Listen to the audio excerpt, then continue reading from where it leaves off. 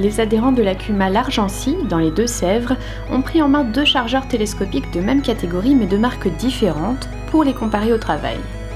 D'un côté, un Manitou MLT 737 130 PS+, puissance 129 chevaux, hauteur de levée 6,90 m, charge maxi 3,7 tonnes. Transmission à convertisseur et 6 rapports PowerShift. De l'autre, un Massey Ferguson MF TH 7038, puissance 130 chevaux, hauteur de levée 7 mètres, charge maxi 3 tonnes 8. Transmission hydrostatique à 4 rapports. Pour l'accès à la cabine, le Manitou marque un point, sur l'ensemble de la concurrence d'ailleurs, avec son plancher découpé. La légère échancrure au niveau du marchepied facilite la montée et surtout la descente car depuis le siège, on voit où poser le pied. La cabine du Massey Ferguson est plus sobre et classique, elle offre par contre 10% de largeur en plus. Les 2 appareils bénéficient d'une faible hauteur totale pour un meilleur accès au bâtiment. Inconvénient, le conducteur est assez bas et peut manquer de visibilité.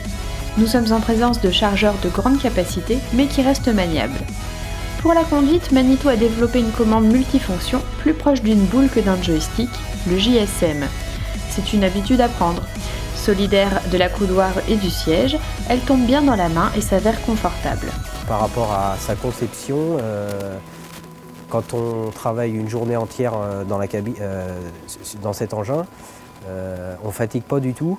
Parce qu'on a la main en fait, qui repose bien horizontalement et le joystick épouse bien la forme de la main. Un coup qu'on a posé la main sur le joystick en fait, il y a 2 molettes plus un inverseur de marche. Le changement de gamme vitesse arrière et avant avec 6 vitesses arrière et avant.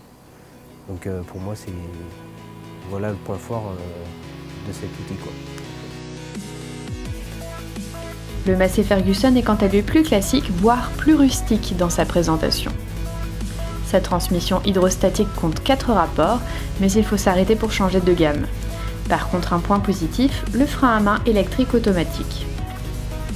Les 2 chargeurs bénéficient d'un pare-brise remontant très haut et offrant une grande visibilité. Mais un petit détail pêche sur le Massey Ferguson. On a 2 essuie-glaces sur le pare-brise, le grand pare-brise, un en bas et un en haut. Ce qui nous laisse une bande non essuyée au milieu du pare-brise et donc ça peut être embêtant lors de temps pluvieux.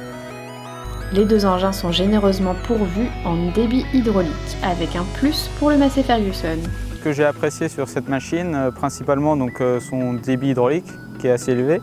Les déplacements sur route ne leur posent pas non plus de problème. La vitesse de route qui est quand même agréable, hein. On est à 40 tout le temps, même dans les côtes, donc il mollit assez peu.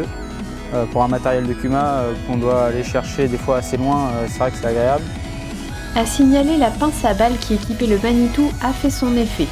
Elle est en effet articulée de telle sorte que la prise de balle est très efficace, même si on n'arrive pas dessus pile dans l'axe. Grâce à cette conception, la manipulation de balles serrées les unes contre les autres sur un plateau est également très facile. En résumé, les points marquants du Manitou, le confort, la finition de la cabine et l'agrément de conduite. Ceux du Massey Ferguson, la puissance hydraulique et le frein à main automatique.